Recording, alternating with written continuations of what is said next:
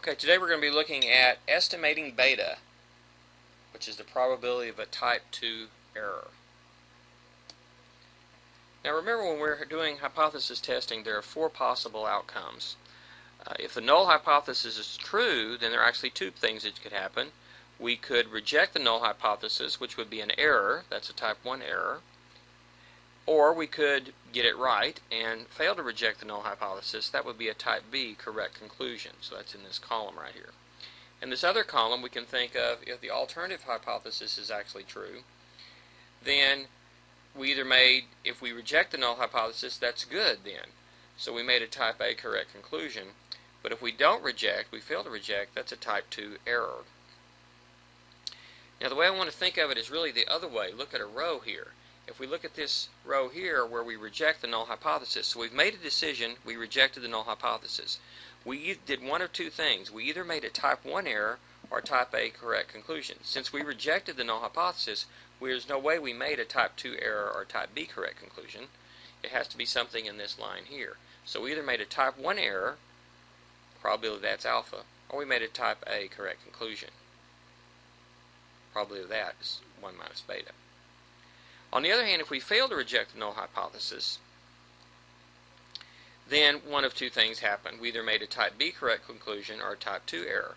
There's no way we made a type 1 error. What's the probability of a type 1 error if we've already rejected the null hypothesis? It's 0, because that couldn't have happened. We either made a type 2 error or a type B correct conclusion. And the probabilities associated with these things are as follows. Alpha is the probability of a type 1 error.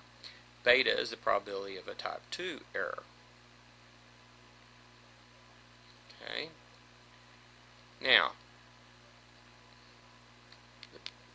and notice that these are conditional probabilities, and notice that the condition is whether the null hypothesis is true for the left column or the null hypothesis is false for the right column. So if you end up rejecting the null hypothesis in favor of the alternative hypothesis, then you either made a type A correct conclusion or a type 1 error. The probability that you made a type A correct conclusion is going to be 1 minus beta, and the probability of a type 1 error is alpha. If you end up failing to reject the null hypothesis, you either made a type B correct conclusion or a type 2 error. The probability that you made a type B correct conclusion is 1 minus alpha, and the probability of a type 2 error is beta. Hypothesis tests are designed to control alpha, the probability of a type 1 error, and that happens directly in the test itself.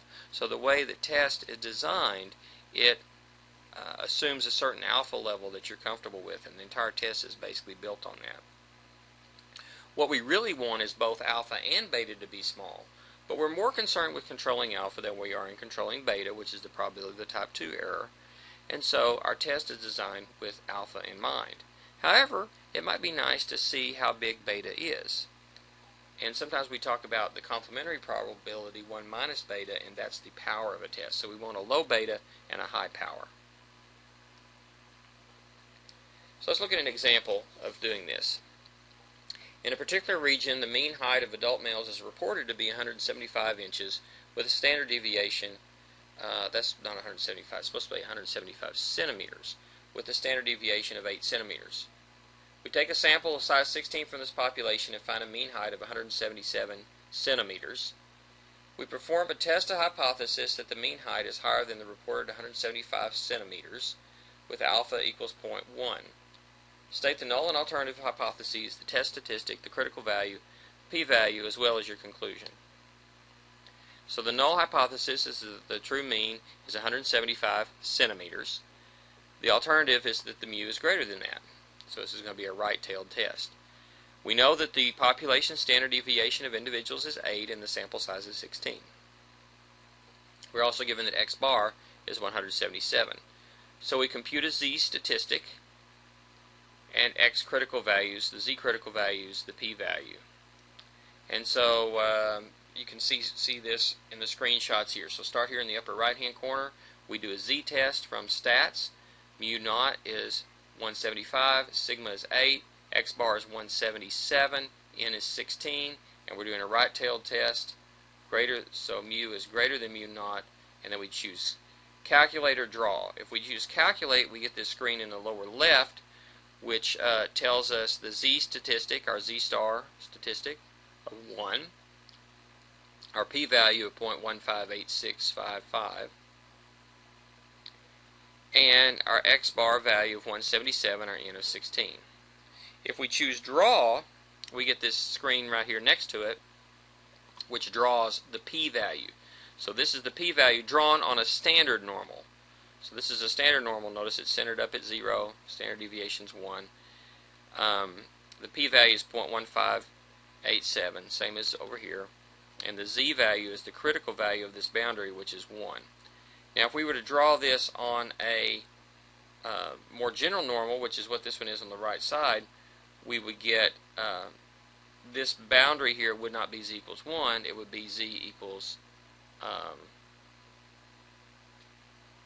the 177. Now that's not what's actually drawn here. Well, this one over here is actually illustrating alpha, not p. In this particular case, p is bigger than alpha, so it would be this vertical line would be a little bit to the left of this, and there'd be a little more area shaded if we were shading the p area. Alright, to find the critical value for this alpha area here, we can do an inverse norm. And so a right-tailed test with 0.1 to the right means we have 0.9 to the left. And so we can just do an inverse norm of 0.9, and that gives us the z-value for the critical value of 1.28, etc.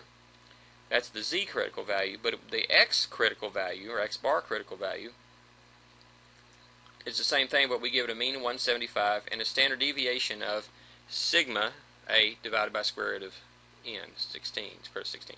Actually, if you wanted to, you could do that in your head. Square root of 16 is 4, a divided by 4 is 2. So if you want to save a little typing there, you could just type 2 in the last part. So anyway, we figured out what that was, and here is graphed in the bottom right is a, we drew a normal PDF, and with mean 175 and with standard deviation, well, 2, 8 over the square root of 16. And then we did our area calculator shading thing where we shaded from this 177.5631031 from that point, which is this x value right here, and we did it to the edge of our screen, and it comes up to be 0.1, which is what it's supposed to be. It's supposed to be all the way in infinity. It's supposed to be exactly 0.1. So this is alpha on this screen down here in the bottom right, this shaded area. The shaded area on this one is the p. We could also shade the p over here on this graph, and it would be a little bigger. So since p is greater than alpha, or since the x bar is outside the critical region here, we fail to reject the null hypothesis. Alright, so we failed to reject the null hypothesis. Well, in reality, the null hypothesis might be true, but then it might be false. There might be some other true mean. Well, if the true mean is really 175, we don't have enough evidence to say otherwise. But if it is, then we made a type A correct conclusion. However, type B correct conclusion, excuse me. But we may have made a type 2 error, and so that the true mean may be something different than the original one. It may be a bigger one. So can we compute the size of beta and the power? Well, the size of beta depends on what we assume for the true mean of the population. So if the true mean of the population is, depending on what it is, that's going to affect beta. So we need another piece of information. So assume for any particular value that we assume for the true mean, then we can get a beta that goes with that. So I'll just do one example. So suppose the true mean is 178 centimeters. So then we definitely made a wrong conclusion because the true mean is higher than what was reported. So I'm going to graph a new distribution that's supposedly the real distribution now. So I've got the original distribution in the next screen you'll see, which is a thin curve. That's the same one we were looking at before. But now we're going to, so it'll be this distribution right here in the lower right, with not necessarily with the shading. And then we're going to graph it again with a thick line, thick curve the same standard deviation, but different mean, 178. So it'll be the same curve shifted to the right a little bit, and so you can see that. So the normal PDF with a mean 175 is the light thin curve, and the normal PDF with the mean of 178 is the thicker curve here. And so we can find both alpha and beta from that. Alpha is the area under the thin curve, the original null hypothesis mean curve, from our critical value. This vertical line in both cases is drawn at that critical value of whatever x bar is. No, not the x bar. The critical value, 177.56, etc. It's drawn at a value so that when I look at alpha, that's the area here, that it's 0.1. So that same critical value that makes alpha 0.1, now on the original distribution, what if we get a new distribution? Now we can compute a beta, which is the area to the left, okay, on this curve here. So it's under that curve, and that's the beta value, 0.41354. And of course the power is 1 minus beta, and so that's 0.58646. Now if we don't want to necessarily draw it out, we can compute it pretty straightforwardly. I save my critical value as C, and my Y2, remember, is my normal PDF. And so I just do my integration, my area calculator, function integrate, Y2, comma, X, comma. I just went way left. This 10 is probably overkill. I really should go to negative infinity, but that was more than enough. I didn't need to go quite that far.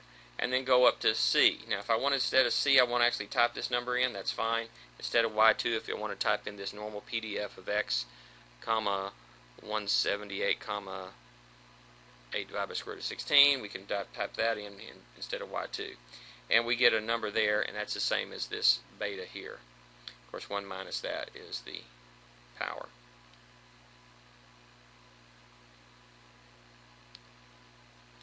So that gives us an example of a computing beta with a normal distribution. Now, we can do the same thing from a t-distribution. We just have two curves. Okay. Now, notice that this did require us to assume something for a mean here. Okay. If we change this mean to something else, we get a different value of beta. So there's not just an automatic beta for every test. It depends on what the true mean is. And so we could say, well, what if the true mean is this, what's beta that goes with that? If the true mean is 178, the beta that goes with that is 0.41.